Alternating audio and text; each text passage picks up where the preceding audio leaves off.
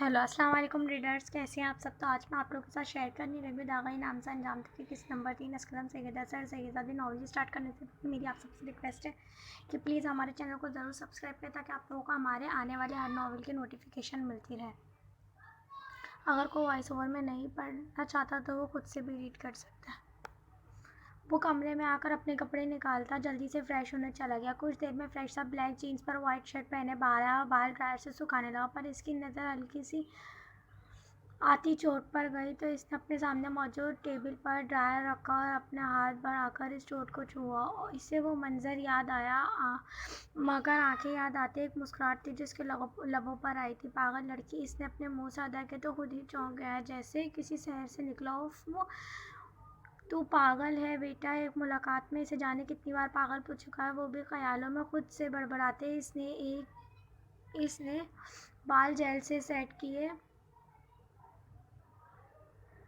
किए जाने क्यों बार बार इसके दिल में हलचल होती, दिमाग में बार बार इसके बोलते लब के साथ मासूम सूरत आ रही थी। जब आंखों को याद करते इसके दिल की धड़कनें तेज हुई। काश तुम मेरे सामने होती और मैं तुम्हारी आंखें छू सकता, एक बार फिर इनके दीदार से खुद को सैराब कर सकता। जाने किस तरह सोच में इसने ये जुमले अदा किए थे। नहीं, क्या मैं पागल हो गया हूँ। घबराते इसने हल्की सी चोट पर अपने चिपत अपने गाल पर लगाई और नज़रें सामने आईने में नज़र आते अक्स पर डाली। मुकम्मल तैयार था, अभी वो जाने के लिए मुड़ता कैसे। आईने में अक्स नज़र आया और वो 2 कदम पीछे। तुम यहाँ कैसे। वो फ़ौरन घबराते 2 कदम पीछे और मगर फिर कुछ सोचता हुआ आ गया और गौर से इस अक्स को देखने लगा। वो अपनी बड़ी बड़ी नशीली आंखों से देख रही थी। तुम्हारा नाम क्या है, नरम लहजे में वो इसके अक्स से पूछने लगा जैसे वो सच में वो अपने दिल से पूछे। वो इसकी आंखों में देखते बोलते, शहरयार ने अपने दिल के मकाम पर आकर हाथ रखा। मेरा दिल तो तुम्हें कोई परी मानता है जो मेरे लिए बनाई गई बेसाख्ताई, वो बोल गया। और वो सोच भी रहा था या बस किसी शहर में था या किसी खूबसूरत ख्याल में खुद को डुबाए इन आंखों के दीदार से खुद को सैराब कर रहा था। मैं तुम्हें छूना चाहता हूँ, तुम्हारी आंखों को। और अब की बार वो झुका और अपने लब इसकी आंखों पर रखने ही लगा था कि दरवाज़ा खोलते शहरोज़ अंदर दाखिल हुआ, मगर शहरयार को शीशे को किस करता देख के कहका निकला, हाँ रेली शहरयार, तुम शीशे को किस कर रहे हो। वो जो लब अपने शीशे पर रख के आंखें बंद कर चुका था, आवाज़ सुनकर फ़ौरन आंखें खोली और शौक में अपने लब शीशे से हटाना तक भूल गया। अरे मेरे भाई, हटा ले इसे, ये महविश नहीं हंसते। इसने इसकी मंगेतर का नाम लिया और इस एक नाम लेने पर वो जैसे किसी ख्वाब से जागा। मुरझाए चेहरे के साथ वो अपने लब हटा चुका था। नहीं भाई, खुद को किस कर रहा था। माशाल्लाह से देख ले कितना प्यारा लग रहा हूँ। वो बात बदल गया, शर्मिंदगी तो थी ही पर इसे वो बहुत ज़्यादा मुरझा गया था कि इससे 1 साल पहले इसके माँ बाप इसकी भाभी की बहन से इसका नाम जोड़ चुके हैं। इस वक्त इसे कोई मसला नहीं थी क्योंकि वो अपना बिजनेस स्टैब्लिश करके ही शादी करना चाहता था और इस बात से महविश को कोई प्रॉब्लम नहीं थी। पर आज जाने क्यों उसे बेहद बुरा लगा था। क्या हो रहा था इसे वो समझने से कासिर था, पर जो भी था वो अपने माँ बाप को दुख नहीं दे सकता था, इसलिए वो अपने दिल और सोचों को संभाल गया। चलो जल्दी यार, सब नीचे रेडी हैं, तुम्हारा ही लेने आया हूँ। शहरोज़ जिसे खोया वो पाया तो जल्दी से इसे आने का सबब बताने लगा और इसकी बात पर शहरयार भी ख्यालों से दुनिया से बाहर। हम चले भाई। एक महंगे ब्रांडेड परफ्यूम उठाए वो खुद पर स्प्रे करने लगा और इसके साथ ही बाहर निकल आया, पर दिल की बेचैनी इंतहा को पहुंच चुकी थी। काफ़ी देर तक वो खुद के अंदर जलते शोलों को बुझाने की कोशिश करती रही, पर वो ख़त्म ही नहीं हो रहे थे, ना ही तकलीफ में कोई कमी आ रही थी। दिल फटने की मानी था। कुछ देर वो इसी तरह रोती रही, फिर वॉशरूम से भीगी हालत में बाहर आई और कबर्ड से अपने लिए सफ़ेद रंग की लॉन्ग फ्रॉक निकालकर वॉशरूम में बंद हो गई। कुछ ही देर बाद वो तैयार हुई, बाहर आई और टाइम देखा तो मगरिब हो रही थी। असर और ज़ोहर तो ऑफिस में ही पढ़ चुकी थी। इसे नमाज अदा करने लगी। नमाज के बाद एक बार फिर आंसू शिद्दत से बह रहे थे। वो बिना कुछ कहे बस तड़प कर रो रही थी। अजय से सिसकियाँ भर रही थी। अपने गुनाह पर बेहद शर्मसार थी। आप तो रही मैं ना, या खुदा फिर क्यों मुझे माफ़ी नहीं मिलती। क्यों मेरे अंदर लम्हे भर को भी सुकून नहीं सराहत करता। मेरी हर सांस तड़प कर तुझसे माफ़ी की तलबगार है। मेरे परवरदिगार, या तो मुझे माफ़ कर दे या मेरी सज़ा ख़त्म कर दे, क्योंकि ये इज़्ज़त भरी ज़िंदगी मुझसे गुजारी नहीं जा रही। रोज़ बरोज़ अंदर से ख़त्म होती जा रही हूँ। मुझे एक ही बार इस अज़ियत से निजात दे दें या फिर माफ़ करके सुकून दे दें। तड़प कर बेइंतहा रोती ये लफ्ज़ अपने खुदा से बोल रही थी। तकलीफ़ थी कि इसका दम घुटने लगा था। आँखें सुर्ख होने के साथ साथ सोच भी चुकी थी, पर वो ज़ालिम बनी इन पर अब भी اپنی خوبصورت آنکھوں پر ظلم ڈھائے خود کے گناہ کو دھونے کی کوشش کرنے میں مصروف تھی۔ ابھی وہ دعا میں ہی مصروف تھی کہ دروازہ بجا اور بوا کی آواز نے احساس دلایا کہ غروب آفتاب ہو چکا ہے۔ شام کے سائے نے شہر کو اپنی لپیٹ میں لے لیا تھا، پر وہ اب تک نماز مغرب کے بعد دعا کرنے میں مصروف ہے۔ اسے اپنی آنکھیں صاف کیں اور زکام زدہ آواز میں بوا سے بولی۔ رونے سے اس کی آواز اور گلا بیٹھ چکا تھا، جبکہ سرخ آنکھیں اس وقت کسی کو بھی اپنا اسیر بنا سکتی تھیں۔ جی بوا، بس میں آ رہی ہوں۔ جی بٹیا، وہ کہتی چلی گئی اور اپنا چہرہ صاف کرتے کھڑی ہوئی نماز سلیقے سے ایک جگہ پر رکھی اور اپنا دوپٹہ درست کیا جو خراب ہو چکا تھا، اور پھر اپنی کلائی میں ایک سمپل واچ پہنی اور اپنے گرد چادر شال لپیٹے باہر نکل آئی۔ اس وقت سفید رنگ میں سوزگوار حسن کے ساتھ وہ بہت پیاری اور معصوم لگ رہی تھی۔ رنگ اس کا گندمی تھا، نقش بھی عام تھے، پر ان میں بہت کشش تھی۔ وہ لاؤنج میں آئی تو شمائلہ بیگم کوئی شو دیکھ رہی تھی۔ نرم مسکراہٹ کے ساتھ وہ ان کے پاس آ چکی تھی۔ مما، آپ یہاں بیٹھی ہیں، چلیں نا ہم چلتے ہیں، پھر آتے وقت آئس کریم بھی کھائیں گے ساتھ میں آپ کو ایک جگہ بھی لے کر جاؤں گی۔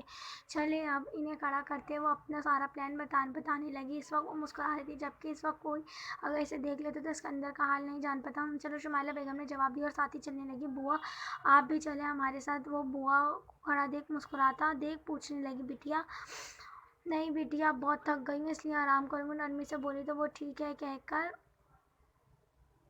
مسکرائی۔ ٹھیک ہے، آپ آرام کریں، ہمیں ہو سکتا ہے دیر ہو جائے۔ وہ انہیں بتاتے خود شمائلہ بیگم کا ہاتھ تھامے اپنے ساتھ پورچ میں لیا، اپنی گاڑی میں انہیں بٹھایا اور گاڑی ریسٹورینٹ کی جانب موڑ گئی۔ صبح کے سورج نے آسمان کی اور سے جھانکنا شروع کر دیا تھا۔ سارا آسمان صاف تھا، سڑکوں پر گاڑیوں نے اپنا عکس سنانا شروع کر دیا تھا۔ اس چھوٹے سے محلے کے ہر گھر سے آوازیں واضح ہو رہی تھیں، شاید اسکول جانے کی تیاری میں۔ ایسے میں وہ بھی جلدی پراٹھے بنانے میں لگی ہوئی تھی۔ گھنگھرالے بالوں کا جوڑا بنایا، بلیک ہیئر بینڈ سر کے چھوٹے بالوں کو پیچھے کرنے کے لیے لگائے، جبکہ چہرے پر پسینے کے چند قطرے ظاہر تھے۔ بڑی آنکھوں میں ٹینشن تھی۔ ایک پیڑا اٹھائے اس نے سامنے رکھی بک سے کچھ پڑھا اور زیر لب بڑبڑانے کے ساتھ ساتھ روٹیاں بیلنے کا کام بھی جاری تھا۔ اس نے جلدی سے آخری پراٹھا بھی توے پر ڈالا اور اپنے ہاتھ پاس سنک سے ہی دھونے لگی اور پراٹھا اتارنے اس نے پاس رکھے ترماس سے فیڈر میں پانی بھرا اور جلدی سے کمرے کی طرف بھاگی آئی تو اس کی سوچ کے مطابق امریش اٹھی ہوئی تھی اور ہلکا رو رہی تھی۔ ہائے، آپو کا بیبی اٹھ گیا۔ محبت سے اس کی جانب دیکھتے مسکرائی اور وہ بھی رونا بھول گئی، ساتھ ہی اپنے ہاتھ پہ چائے۔ او، بھوکی لگی ہے؟ حرمین مسکراتے فیڈر میں دودھ ڈالتے پوچھا اور جلدی سے سر ہلاتے اس کے پاس آ گئی۔ میرا بیبی، چلو اب تم خود ہی یہ پی لو، آپو کو انابیہ کو اٹھانا ہے، ٹھیک ہے؟ محبت سے اس کو جھولے میں فیڈر دیتے مسکراتے ایک طرف لگی چارپائی کی جانب آئے۔ انابیہ، اٹھ جاؤ، آج ٹیسٹ ہے تمہارا، حرمین نے تقریباً جنیور دیا۔ وہ جلدی سے اٹھ کر اس کے انداز پر گھبراتے اٹھی۔ آپو یار، سچی نیند آ رہی ہے، آج سونے دو۔ چادر سے خود کو کور کرتے بولی تو حرمین نے اس سے چادر چھینی۔ اٹھو، 2 منٹ میں ناشتہ تیار ہے، جلدی سے تیار ہو کر آؤ، میں بھی تیار ہونے لگی ہوں۔ اسے گھونٹ انابیہ نے منہ بنا کر اٹھی۔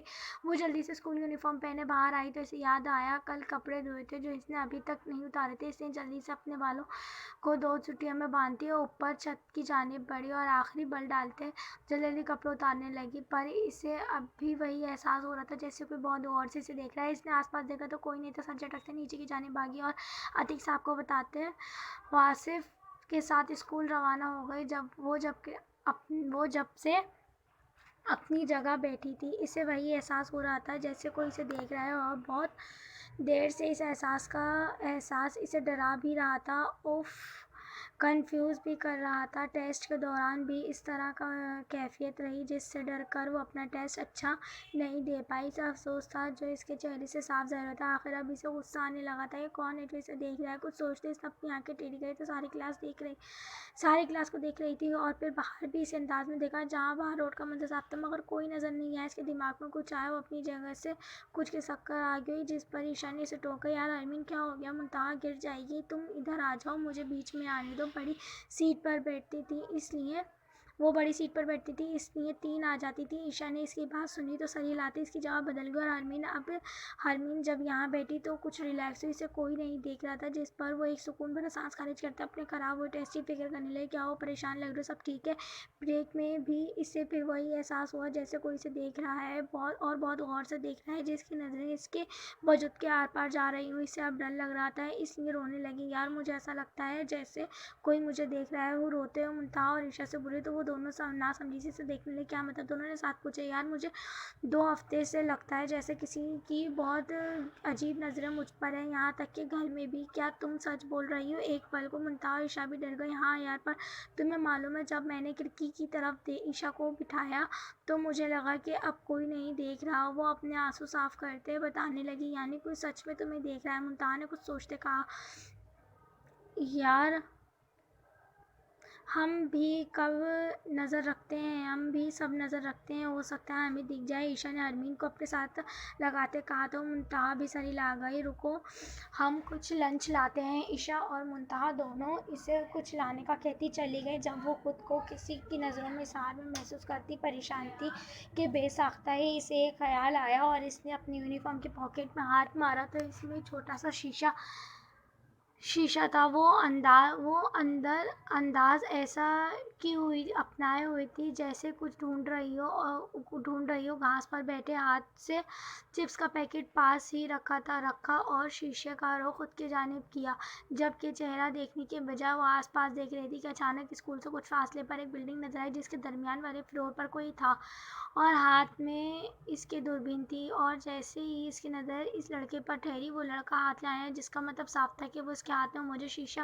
اور رخ دیکھ چکا ہے۔ جبکہ اس لڑکے کا ہاتھ ہلانے پر وہ گھبرائی، اس کے ہاتھ میں موجود چھوٹا سا شیشہ زمین بوس ہوا۔ گھبراہٹ میں وہ فوراً مڑی، اس کا رخ کافی دور وہ بلڈنگ میں موجود اس کے وہ چھوٹے سا نظر آتا چہرہ نہیں، پر ہاتھ وغیرہ دیکھ رہی تھی۔ وہ اب ایک بار پھر دوربین اپنے ہاتھ میں لیے اسے اس پر سیٹ کر چکا تھا، جبکہ اسے اب ڈر لگا۔ وہ فوراً ہی اپنی کلاس میں بھاگی۔ عشاء اور منتہا جو یہاں آئی تھی اس کے چہرے پر گھبراہٹ دیکھ چکی تھی۔ پیچھے اس کی کلاس میں آئی جانے کس کی سیٹ پر بیٹھی تھی۔ کیا ہو؟ تم ٹھیک ہو؟ ہاں، وہ اپنا سوکھتا گلا تر کرتے بولی۔ جانے کیوں وہ انہیں یہ بات نہیں بتا پائی کہ اس نے کیا دیکھا؟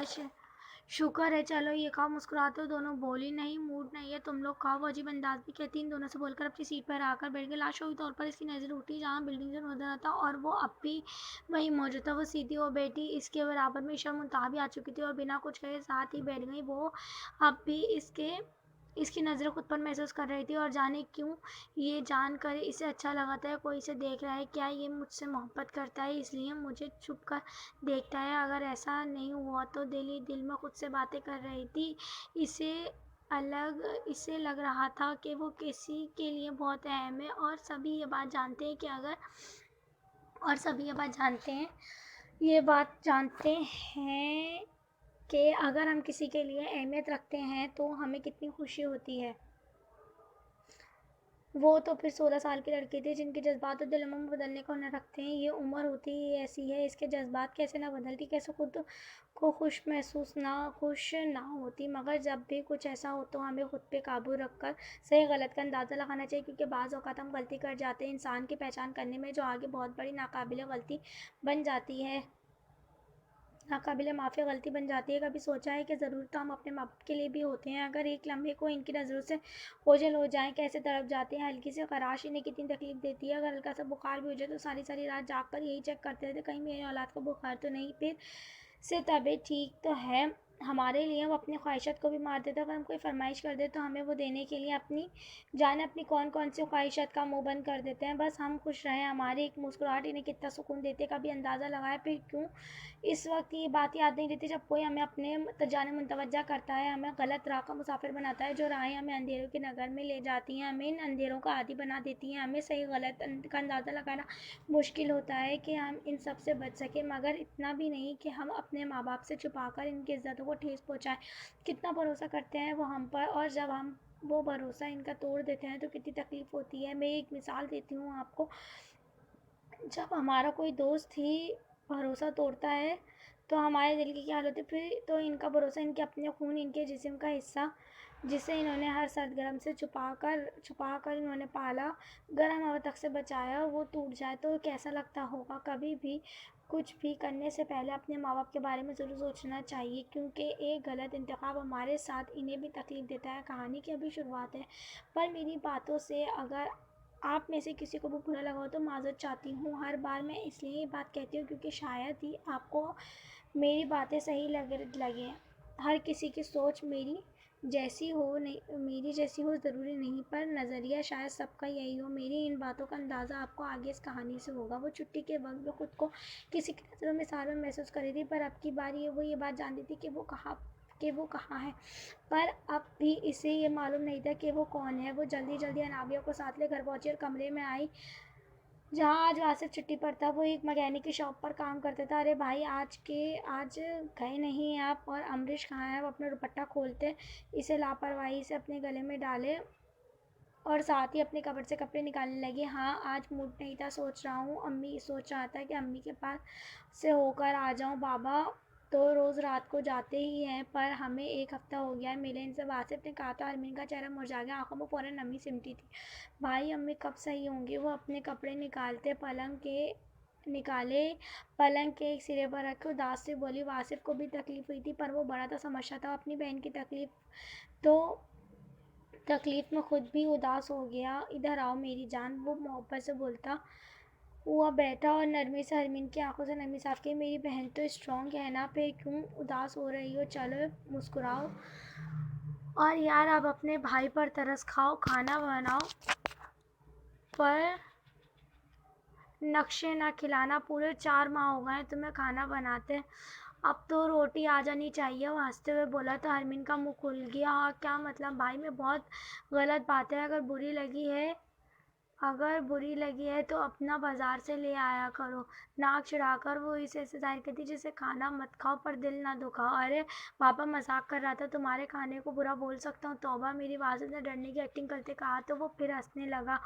ہاں بھائی، آپ ایسا لگ رہا ہے جیسے مجھ سے ڈرتے ہیں، حرمین نے ہنستے ہوئے کہا۔ تو اس کی بات سن کر واصف مسکرایا تو اور نہیں تو کیا، اپنی بہن سے کون نہیں ڈرتا، اور مجھ جیسا معصوم بھائی تو کچھ زیادہ ہی ڈرتا ہے۔ ہنستے ہوئے بولا تو حرمین کھڑے ہو کر واصف کے بال خراب کرتے بھاگ گئی۔ جب واصف اپنے بال ہاتھ کی مدد سے صحیح کرتا ہنس دیا۔ بس امی اب جلدی صحیح ہو جائیں، گھر آپ کے بنا بہت خالی لگتا ہے، دھیرے سے بولتا وہ اپنی آنکھوں کی نمی صاف کر گیا۔ وہ جب کمرے میں آئی تو اسے اچانک صبح والی بات آئی۔ کچن میں جانے سے پہلے وہ چھت کی جانب بھاگی، بس امی، اور جلدی سے اس نے اس جانب کھڑی ہوئی جہاں سے واضح وہ بلڈنگ نظر آئی تھی۔ اس کا دل 100 سے بھی تیز اسپیڈ سے دھڑک رہا تھا، جبکہ اس کے ہاتھوں میں لرزن تھی۔ اچانک ہی لب بھی سوکھ چکے تھے، شاید گھبراہٹ کی وجہ سے۔ اس نے سامنے دیکھا تو وہ اسے تیسری منزل پہ کھڑا نظر، سرخ و سفید رنگت، چھوٹی ہلکی براؤن آنکھیں، کھڑی مغرور ناک، باریک لب جن کے نیچے ہلکی سی بریتھ تھی، اسٹائل سے ماتھے پر سجے بال۔ دکھنے میں وہ گڈ لکنگ تھا اور اس وقت بھی اسے ہی دیکھ رہا تھا۔ جب وہ اسے اپنی جانب دیکھتے نظر جھکا گیا اور اس کے اس انداز پہ اس لڑکے نے ڈوپٹوں والے انداز میں اپنے دل پر ہاتھ رکھا، حرمین سرخ ہو گئی جبکہ اس کے لب مسکرا رہے تھے۔ وہ جس عمر کے حصے میں تھی وہاں یہ سب اس کے لیے نیا تھا، اور دل میں پنپتے نئے جذبات جو لمحوں میں پیدا ہوئے تھے۔ وہ لڑکا اس کا انداز دیکھ کر مسکرایا۔ وہ عمر میں اس سے بڑا تھا، تقریباً 20-22 سال کا، جبکہ حرمین ابھی صرف 16 سال کی تھی۔ ان کے گھر کی چھت سے وہ بلڈنگ کچھ فاصلے پر تھی، پر صاف نظر آ سکتا تھا کہ وہ کون ہے، مگر اسکول کی جانب سے وہ کافی دور تھی، اتنا کہ آسانی سے دیکھ پانا مشکل تھا۔ اس بلڈنگ کا بیک سائڈ تھا جہاں وہ لڑکا کھڑا ہوا تھا، کیونکہ دروازہ دوسرے گلی سے تھا۔ پر حرمین کبھی باہر نہ نکلنے، نہ اکیلے گئی تھی، نہ اسے اندازہ تھا، ہمیشہ بھائی یا اپنے بابا عتیق صاحب کے ساتھ کو ہی اس نے ترجیح دی تھی۔ اس لڑکے نے کچھ اشارہ کیا تھا جو حرمین کے کچھ پلے نہیں پڑا۔ وہ ناسمجھی سے دیکھ رہی تھی اور پھر اسے اپنے بھائی واصف کی آواز آئی، اس کو جواب دیے وہ نیچے کی جانب بھاگی۔ جب بھائی کیا ہوا، جلدی سے نیچے آتے، اس نے پوچھا۔ حرمین کھانا بنا لو، پھر جب امی کے پاس چلتے ہیں، اور پلیز انابیہ امریش کو لو، وہ بار بار اسے رلا رہی ہے۔ وہ موبائل دیکھتا वो मोबाइल में देखते हरमीन से बोला तो वो हाँ में सर हिलाते कमरे में चली गई जहाँ नाबिया अमरीश को फीडर पिलाने की कोशिश कर रही थी। आपो ये नहीं पी रही, मैं क्या करूँ? नाबिया ने मुंह बनाते कहा तो हरमीन ने नफ़ी में सर हिलाया और जल्दी से इसके हाथ से फीडर ली और अपनी कलाई पर दूध के एक बूंद डाले। वो फनाबी देखो गर्म है ना, इसलिए नहीं पिएगी। थर्मास से पानी लेने के बाद थोड़ा पानी मिला लेती ना, फिर ठीक बनती। वो फीडर में कुछ पानी मिलाने के बाद थोड़ा दूध और डालती है। राबिया को देती किचन में और जल्दी से खाना बनाने लगे। जाने क्यों आज वो काफ़ी दिनों की निस्बत खुद को चेंज महसूस कर रही थी। बात बात पर मुस्कुराना आ रहा था और इस लड़के का इसके सर झुकाने पर, दिल पे हाथ रखना, इसके लबों पर बार बार मुस्कुराहट बिखेर रहा था। क्या नाम होगा इनका? कहीं इन्हें मुझसे मोहब्बत तो नहीं होगा? मुंतहा ने कहा था कि जो मोहब्बत करते हैं वो हमें हर हाल में देखना चाहते हैं। दिल की बात दिल ही दिल में वो खुद से बातें करते काम करने लगी और जैसे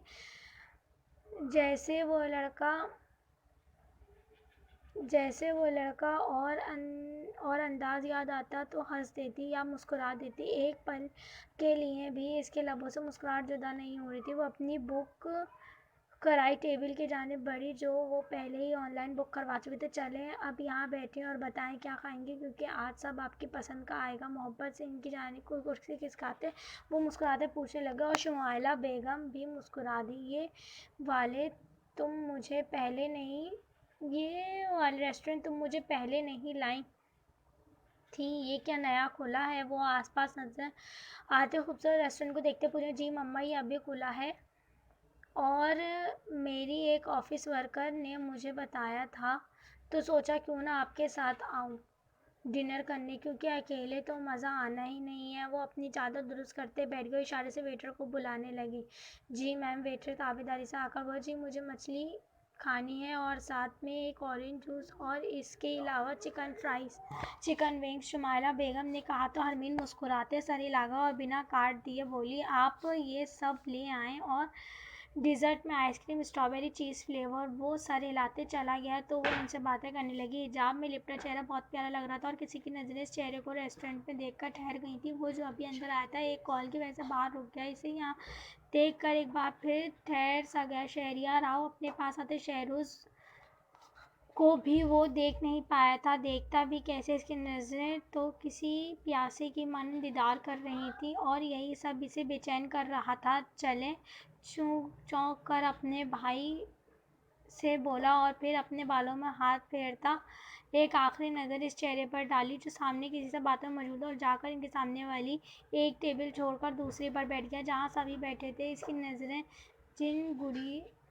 नज़रें जो गुड़िया के खाने पर थी।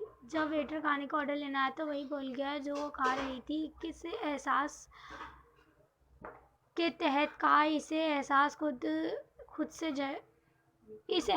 खुद से झटका पर दिल में हुई हलचल जो लम्हों में मुलाकात ने बढ़ा दी थी। इसे कैसे भागता वो बैठी हुई थी कि इसे खुद पर किसी की नज़रें महसूस हुई, पर वो बिना ध्यान दिए खाने लगी। इसे कोई से रुका नहीं था, कौन इसे देख रहा है कौन नहीं, जो भी मुझे देखे मेरा कौन सा रंग रूप है, अपने दिल में बोलती बिना ध्यान दिए खाने लगी। जब दूसरी तरफ इसके सादा और मासूम हुस्न को देख कोई खुद को बेचैन हो चुका था।